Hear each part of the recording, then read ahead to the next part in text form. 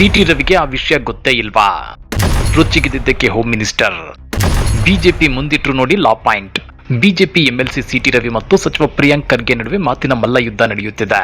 ಯಾಕಂದ್ರೆ ಸಿಟಿ ರವಿ ಅವರಿಗೆ ಆ ವಿಷಯ ಗೊತ್ತೇ ಇಲ್ವಂತೆ. ಇದರಿಂದ ಹೋಮ್ ಮಿನಿಸ್ಟರ್ ಪ್ರಿಯಾಂಕ್ ಖರ್ಗೆ ರೊಚ್ಚಿಗೆದ್ದಿದ್ದಾರೆ. ಸಚಿವ ಪ್ರಿಯಾಂಕ್ ಖರ್ಗೆ ದಾಖಲೆ ಸಮೇತ ಮುಂದಿಟ್ಟು ಸಿಟಿ ರವಿ ಮತ್ತು ಬಿಜೆಪಿ ನಾಯಕರ ಬೆವರಿಳಿಸಿದ್ದಾರೆ. ಹಾಗಾದ್ರೆ ಏನಿದು ವಿಷಯ? ಪ್ರಿಯಾಂಕ್ ಖರ್ಗೆ ಬಿಜೆಪಿ ಮುಂದಿಟ್ಟ ಆ ಲಾ ಪಾಯಿಂಟ್ ಆದ್ರೂ ಏನ್ ಗೊತ್ತಾ? ಅದನ್ನ ಡೀಟೇಲ್ ಆಗಿ ತೋರಿಸ್ತೀವಿ. ಆದ್ರೆ ಅದಕ್ಕಿಂತ ಮೊದಲು ಹಲೋ ಕನ್ನಡ ಯೂಟ್ಯೂಬ್ ಚಾನಲ್ ಅನ್ನ ಸಬ್ಸ್ಕ್ರೈಬ್ ಮಾಡ್ಕೊಳ್ಳಿ. ಹಾಗೇನೆ ಪಕ್ಕದಲ್ಲಿರೋ ಬೆಲ್ ಬಟನ್ ಅನ್ನು ಪ್ರೆಸ್ ಮಾಡಿ. ಸಿಟಿ ರವಿ ತಮ್ಮನ್ನ ತಾವು ಕಟ್ಟರ್ ಹಿಂದುತ್ವವಾದಿ ಅಂತ ಬಿಂಬಿಸಿಕೊಳ್ಳಲು ಸದಾ ಒಂದು ಹೆಜ್ಜೆ ಮುಂದಿಡ್ತಾರೆ. ಅದರಲ್ಲೂ ಸಿದ್ದರಾಮಯ್ಯ ಮತ್ತು ಪ್ರಿಯಾಂಕ್ ಖರ್ಗೆ ಅವರ ವಿಷಯಗಳಲ್ಲಿ ಸಿಟಿ ರವಿ ಉರಿದುರಿದು ಬೀಳ್ತಾರೆ. ಆದ್ರೆ ಡಿಕೆಶಿ ವಿಚಾರದಲ್ಲಿ ಮಾತ್ರ ಅಳದು ತುಗಿ ಮಾತನಾಡ್ತಿದ್ದಾರೆ. ಯಾಕಂದ್ರೆ ಡಿಕೆಶಿ ಕಾಂಗ್ರೆಸ್ಸಿಗರಾಗಿದ್ರು ಅಪ್ಪಟ ದೈವ ಭಕ್ತರು. ಹೀಗಾಗಿ ಡಿಕೆಶಿ ವಿಚಾರದಲ್ಲಿ ಖ್ಯಾತೆ ತೆಗೆದ ಸಿಟಿ ರವಿ ಆರ್ಎಸ್ಎಸ್ ಮತ್ತು ಹಿಂದೂ ಧರ್ಮದ ವಿಚಾರದಲ್ಲಿ ಪದೇ ಪದೇ ಸಚಿವ ಪ್ರಿಯಾಂಕ್ ಖರ್ಗೆ ಅವರ ವಿರುದ್ಧ ಮುಗಿ ಬೀಳ್ತಾನೆ ಇರ್ತಾರೆ. ಸದ್ಯ ಪ್ರಿಯಾಂಕ್ ಖರ್ಗೆ ಹೋಮ್ ಮಿನಿಸ್ಟರ್ ಆಗುತ್ತಿದ್ದಂತೆ ಆರ್ಎಸ್ಎಸ್ ಅನ್ನ ರಿಜಿಸ್ಟರ್ ಮಾಡಿಕೊಳ್ಳಲು ಸೂಚಿಸಿದ್ದಾರೆ. ಆದ್ರೆ ಪ್ರಿಯಾಂಕ್ ಖರ್ಗೆ ಆರ್ಎಸ್ಎಸ್ ಗೆ ಸೂಚಿಸಿದ್ರೆ ಇತ್ತ ಬಿಜೆಪಿ ನಾಯಕರು ಆನ್ಸರ್ ಮಾಡ್ತಿದ್ದಾರೆ. ಈ ನಡುವೆ ಸಿಟಿ ರವಿ ಮತ್ತು ಇತರೆ ಬಿಜೆಪಿ ನಾಯಕರ ಮಾತುಗಳಿಗೆ ಇವತ್ತು ಸಚಿವ ಪ್ರಿಯಾಂಕ್ ಖರ್ಗೆ ಖಡಕ್ ತಿರುಗೇಟನ್ನ ಕೊಟ್ಟಿದ್ದಾರೆ.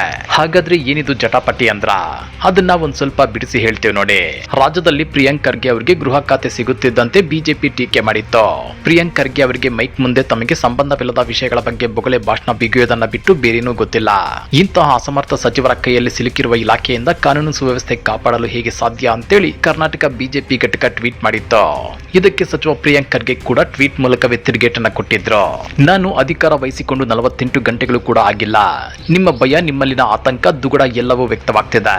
ಈಗಾಗಲೇ ಆರ್ಎಸ್ಎಸ್ ಅನ್ನ ಬಳಸಿಕೊಂಡು ನನ್ನನ್ನ ನಿಂದಿಸುತ್ತಿದ್ದೀರಿ, ಜೀವ ಬೆದರಿಕೆ ಹಾಕ್ತಿದ್ದೀರಿ.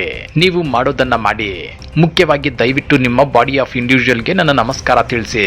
ನಿಮ್ಮ ರಾಜಕೀಯ ಮೇಲಾಧಿಕಾರದ ಸಂಘಟನೆಯ ನೋಂದಣಿಗಾಗಿ ದಾಖಲೆಗಳನ್ನು ಸಿದ್ಧವಾಗಿಡಲು ಹೇಳಿ. ಅಷ್ಟೇ ಅಲ್ಲ, ನಾವು ಸಂಘಟನೆಯನ್ನ ನಿಷೇಧಿಸಬೇಕು ಎಂದು ಒತ್ತಾಯಿಸುತ್ತಿಲ್ಲ. ಬದಲಿಗೆ ಸಂಘದ ಚಟುವಟಿಕೆಯ ವಿಚಾರದಲ್ಲಿ ಪಾರದರ್ಶಕತೆ ಮತ್ತು ಉತ್ತರದಾಯಿತ್ವಕ್ಕಾಗಿ ಒತ್ತಾಯಿಸುತ್ತಿದ್ದೇವೆ ಅಂತೇಳಿ ಖರ್ಗೆ ಸ್ಪಷ್ಟಪಡಿಸಿದ್ರು. ಖರ್ಗೆ ಅವರ ಈ ಟ್ವೀಟ್ಗೆ ಬಿಜೆಪಿ ಘಟಕ ಮತ್ತು ಸಿಟಿ ರವಿ ಇಬ್ಬರು ರೊಚ್ಚಿಗೆದ್ದಿದ್ದಾರೆ. ನೆಹರು ಮತ್ತು ಇಂದಿರಾ ಗಾಂಧಿ ಕಾಲದ ಇತಿಹಾಸವನ್ನ ನೆನಪಿಸಿ ಸಿಟಿ ರವಿ ಖಡಕ್ ಕೌಂಟರ್ ಕೊಟ್ಟಿದ್ದಾರೆ. ನೆಹರು ಪ್ರಧಾನಿಯಾಗಿದ್ದಾಗ ಆರ್ಎಸ್ಎಸ್ ವಿರೋಧ ಮಾಡಿದ್ರು. ಇವತ್ತು ನೆಹರು ಇಲ್ಲ, ಆರ್ಎಸ್ಎಸ್ ಇದೆ. ಇಂದಿರಾ ಗಾಂಧಿ ತುರ್ತು ಪರಿಸ್ಥಿತಿ ಹೇರಿ ಆರ್ಎಸ್ಎಸ್ ಅನ್ನ ಬ್ಯಾನ್ ಮಾಡಿದ್ರು. ಇವತ್ತು ಇಂದಿರಾ ಗಾಂಧಿ ಇಲ್ಲ, ಆರ್ಎಸ್ಎಸ್ ಇನ್ನೂ ಇದೆ. ಪ್ರಿಯಾಂಕ್ ಅವರೇ, ನೀವು ನಿನ್ನೆ ಮೊನ್ನೆ ಸಚಿವರಾಗಿರೋದು. ನಿಮ್ಮ ಅಪ್ಪ ನಿಮಗಿಂತ ಮುಂಚೆಯೇ ಗೃಹ ಸಚಿವರಾಗಿದ್ರು. ನಿಮ್ಮ ಅಪ್ಪನಿಂದಲೇ ಏನು ಮಾಡಲು ಆಗಿಲ್ಲ. ಇನ್ನು ನಿಮ್ಮಿಂದ ಆಗುತ್ತಾ ಅಂತೇಳಿ ಕಿಡಿಕಾರಿದ್ದಾರೆ. ಅಷ್ಟೇ ಅಲ್ಲ, ನೋಂದಣಿ ಮಾಡೋಕೆ ಅದು ಕೇವಲ ಸಂಘವಲ್ಲ, ಅದು ಸಮಾಜವನ್ನ ಸಂಘಟಿಸುವ ಸಂಘಟನೆ. ನಿಮಗೆ ಬೇರೆ ಕೆಲಸಗಳಿದ್ರೆ ನೋಡಿ.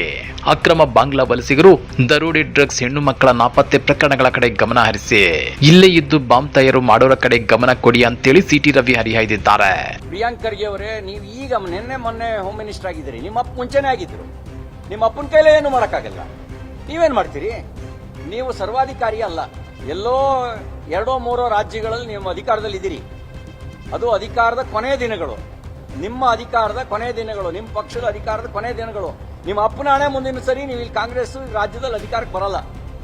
ನೀವೇನ್ ಮಾಡ್ತೀರಿ?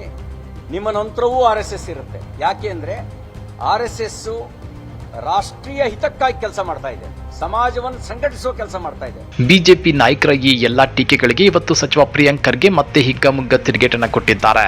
ಸಿಟಿ ರವಿ ಅವರಿಗೆ ಆ ಮ್ಯಾಟ್ರೇ ಗೊತ್ತಿಲ್ಲ ಅನ್ಸುತ್ತೆ. ಅಂದ್ರೆ ಸಿಟಿ ರವಿಗೆ ಆರ್ಎಸ್ಎಸ್ ಇತಿಹಾಸವೇ ಗೊತ್ತಿಲ್ಲ ಅಂತ ಅನ್ಸುತ್ತೆ. ಕಾನೂನು ಪ್ರಕಾರ ರಿಜಿಸ್ಟರ್ ಮಾಡ್ಕೊಳ್ಳಿ ಅಂದ್ರೆ ಯಾಕಿಷ್ಟು ಭಯ? ಆರ್ಎಸ್ಎಸ್ ಗೆ ಕೇಳಿದ್ರೆ ಬಿಜೆಪಿ ನಾಯಕರು ಯಾಕೆ ಉತ್ತರ ಕೊಡ್ತಿದ್ದಾರೆ ಅಂತೇಳಿ ಖರ್ಗೆ ಗುಡುಗಿದ್ದಾರೆ. First of all C T Ravi ಅವರಿಗೆ RSS ಅವರ ಇತಿಹಾಸ ಗೊತ್ತಿಲ್ಲ ಅನ್ಸುತ್ತೆ. ಸರ್ದಾರ್ ಪಟೇಲ್ ಅವರು, ನೆಹರು ಅವರು ಬ್ಯಾನ್ ಮಾಡಿದಾಗ ಹೋಗಿ ಕೈಕಾಲು ಬಿದ್ದಿದ್ದು ಅದೇ RSS ಅವರು. ಇಂದಿರಾ ಗಾಂಧಿ ಅವರು ಬ್ಯಾನ್ ಮಾಡಿದಾಗ ಉದ್ದುದ್ದ ಪ್ರಶಂಸೆ ಲೆಟರ್ಗಳು ಬರೆದಿದ್ದಾರೆ ಅವ್ರು ಸರ್ಸಂಚಾಲಕರು. ಓದಕ್ಕೆ ಕೇಳ್ರಿ ಅವರಿಗೆ ಇತಿಹಾಸ ಮೊದಲನೇದು. ಆಮೇಲೆ ರಿಜಿಸ್ಟ್ರೇಷನ್ ಮಾಡ್ಕೊಳ್ಳಿ ಅಂದರೆ ಯಾಕಷ್ಟು ಭಯ ಅವರಿಗೆ? RSSಗೆ ರಿಜಿಸ್ಟರ್ ಮಾಡ್ಕೊಳ್ಳಿ ಅಂದರೆ ಇವ್ರು ಯಾಕೆ ಉತ್ತರ ಕೊಡ್ತಾ ಇದ್ದಾರೆ? ಒಂದು ಕೆಲಸ ಮಾಡಿ, ಈಗ ತಾನೇ ನಮ್ಮ ಬೇರೆ ಮಾಧ್ಯಮ ಸ್ನೇಹಿತರಿಗೆ ಹೇಳ್ತಾ ಇದ್ದೆ, ನನಗನ ನಿಮ್ಮ ಯಾವುದು ಜಗನ್ನಾಥ್ ಭವನ್ ಅಲ್ಲ ಅವ್ರದ್ದು, ಜಗನ್ನಾಥ್ ಭವನೋ ಕೇಶವ ಕೃಪಾಗೋ ಕರೆಸಿ, ನನಗೆ ಕರೆಸ್ಬಿಟ್ಟು ಈ ಕಾನೂನು ಅಡಿನಲ್ಲಿ ನಮಗೆ ಸ್ವತಂತ್ರ ಇದೆ, ನಾವು ಯಾವುದೇ ಸರ್ಕಾರಿ ಸಂಸ್ಥೆಗಳಿಗಾಗಲಿ ಅಥವಾ ಸರ್ಕಾರಿಗಾಗಲಿ ನಾವು ಉತ್ತರ ಕೊಡೋ ಅಗತ್ಯ ಇಲ್ಲ ಅಂತ ತೋರಿಸ್ಬಿಡ್ಲಿ. ಅಥವಾ ನನ್ನ ಆಫೀಸಿಗನ ಬರಲಿ, ದಾಖಲೆಗಳು ತೊಗೊಂಡು ಬರಲಿ. ನೋಡಿ ಸರ್, ಈ ಕಾನೂನು ಅಡಿನಲ್ಲಿ ನಮಗೆ ಯಾವುದೇ ನಮ್ಗೆ ಯಾವುದೇ ಸಂವಿಧಾನ ಲಾಗೂ ಆಗೋದಿಲ್ಲ, ನಮ್ಗೆ ಯಾವುದೇ ಕಾನೂನು ಲಾಗೂ ಆಗೋದಿಲ್ಲ ಅಂತ ನನ್ನ ಆಫೀಸಿಗನ ಬಂದು ಹೇಳಿ, ಇವ್ಯಾಲ್ಯೂಯೇಟ್ ಮಾಡ್ತೀನಿ. ತಪ್ಪಿದರೆ ನಾನೇ ಕ್ಷಮೆ ಕೇಳ್ತೀನಿ. ಇಲ್ಲದ್ರೆ ಅವ್ರು ತಿದ್ಕೊಳಕ್ಕೆ ಹೇಳಿ. ಸಿ ಸಿಂಪಲ್ ಥಿಂಗ್ ಸರ್, ಯಾವ ದೇಶದಲ್ಲಿ ಒಬ್ಬ ಬೀದಿ ವ್ಯಾಪಾರ ರಿಜಿಸ್ಟರ್ ಆಗಬೇಕು, ಹೌದಾ ಇಲ್ಲ? ಬೀದಿ ವ್ಯಾಪಾರಿಗಳು ರಿಜಿಸ್ಟರ್ ಆಗಬೇಕು. ದೇವಸ್ಥಾನದಲ್ಲಿ ಎಷ್ಟು ದೇಣಿಗೆ ಬರ್ತಾ ಇದೆ ಅಂತ ದೇವರು ಲೆಕ್ಕ ಕೊಡಬೇಕು, ದೇವಸ್ಥಾನಗಳು ಲೆಕ್ಕ ಕೊಡಬೇಕು, ಜನರು ಲೆಕ್ಕ ಕೊಡಬೇಕು, ನೀವು IT ಗೆ ಲೆಕ್ಕ ಕೊಡಬೇಕು. ಇವ್ರು ಕೊಡೋಂಗಿಲ್ವಾ? ಏನಕ್ಕೆ? ಇವ್ರು ಮನ್ಸಿಗೆ ಬಂದಂಗೆ ಮಾಡ್ಬೋದಾ? ಯಾವ ಕಾನೂನು ಅಡಿನಲ್ಲಿ ಕೊಡಬೇಕು? ಮಾತಿದ್ರೆ ಬಾಡಿ ಆಫ್ ಇಂಡಿವಿಜುವಲ್ಸ್ ಅಂತಾರೆ. ನಿಮ್ಗೆ ಗೊತ್ತಿದೆಯಾ? Bangalore club also is a body of individuals. ಅಂದರೆ ನಾಳೆ ನೀವು ಹಂಗೆ ಮಾಡ್ಬೋದಾ? ಸೇಮ್ ಫಾರ್ಮ್ಯಾಟ್ನಲ್ಲಿ ನೀವು ನಾಳೆ ಒಂದು ಸಂಘಟನೆ ತೆಗೆದುಬಿಟ್ಟು ನೀವು ಹೀಗೆ ದೇಣಿಗೆ ಇಸ್ಕೊಳೋದಾಗಲಿ ಅಥವಾ ಕಾನೂನು ಉಲ್ಲಂಘನೆ ಮಾಡಿಬಿಟ್ಟು ಬೆಂಗಳೂರಿನಲ್ಲಿ ಪಥಸಂಚಲನ ಮಾಡೋದಾಗಲಿ ಮಾಡ್ಬೋದಾ ಸರ್? ಆಯ್ತು ರೀ, ಇವ್ರಿಗೆ ಗೊತ್ತಿಲ್ಲ ಇವ್ರ ಇತಿಹಾಸ ಹೆಂಗೆ ಈ ಹೇಡಿಗಳು ಬಂದು ಕೈಕಾಲು ಬೀಳ್ತಾರಂತ ಗೊತ್ತಿಲ್ಲ. ನಾನು ಬರ್ದಿರೋ ಇತಿಹಾಸ ಅಲ್ಲ, ಅವ್ರ ಆರ್ಗನೈಸರ್ ಪುಸ್ತಕ ಓದಲಿ ಸರ್. ಅವ್ರ ಮ್ಯಾಗ್ಝಿನ್ ಇದೆ ಆರ್ಗನೈಸರ್ ಅಂತ. ಹೋಗ್ಬಿಟ್ಟು ಯಾವ ರೀತಿ ಸರ್ದಾರ್ ಪಟೇಲ್ ಅವರಿಗೆ ಕೈಕಾಲು ಬಿದ್ದಿದ್ದಾರೆ, ವೀರ್ ಸಾವರ್ಕರ್ ಯಾವ ರೀತಿ ಪೆನ್ಷನ್ ತೊಗೊತಾ ಇದ್ರು ಸರ್, 60 ರೂಪಾಯಿ ಪೆನ್ಷನ್ ತೊಗೊತಾ ಇದ್ರು ವೀರ್ ಸಾವರ್ಕರ್ ಬ್ರಿಟಿಷವ್ರ ಹತ್ರ, ಗೊತ್ತಾ? ಇವ್ರ ಇತಿಹಾಸ ಅದು. ಇಂದಿರಾ ಗಾಂಧಿಗೆ ಪತ್ರ ಬರೆದಿದ್ರು ಸರ್, ಅವರ ಹಿಂದಿನ ಸರ್ಸಂಚಾಲಕರು, ಎಮರ್ಜೆನ್ಸಿ ದೇಶಕ್ಕೆ ಭಾಳ ಅಗತ್ಯ ಅಂತ. ಇವತ್ತು ನೋಡಿದ್ರೆ ಹಿಂಗೆ ಮಾತಾಡ್ತಾರೆ. ಸದ್ಯ ಈ ಇಬ್ಬರು ನಾಯಕರ ವಾಕ್ಸಮರ ಕರ್ನಾಟಕ ರಾಜಕಾರಣದಲ್ಲಿ ಭಾರಿ ಸಂಚಲನ ಮೂಡಿಸಿದೆ.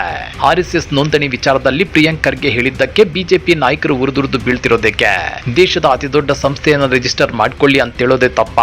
ಕಮೆಂಟ್ ಮಾಡಿ, ವಿಡಿಯೋ ಲೈಕ್ ಮಾಡಿ, ಶೇರ್ ಮಾಡಿ. ಇಂಥ ಮತ್ತಷ್ಟು ರೋಚಕ ರಾಜಕೀಯ ಸುದ್ದಿಗಳನ್ನ ಮಿಸ್ ಮಾಡದೆ ನೋಡಬೇಕು ಅಂದ್ರೆ ಹಲೋ ಕನ್ನಡ ಯೂಟ್ಯೂಬ್ ಚಾನಲ್ ಅನ್ನ ಸಬ್ಸ್ಕ್ರೈಬ್ ಮಾಡ್ಕೊಳ್ಳಿ.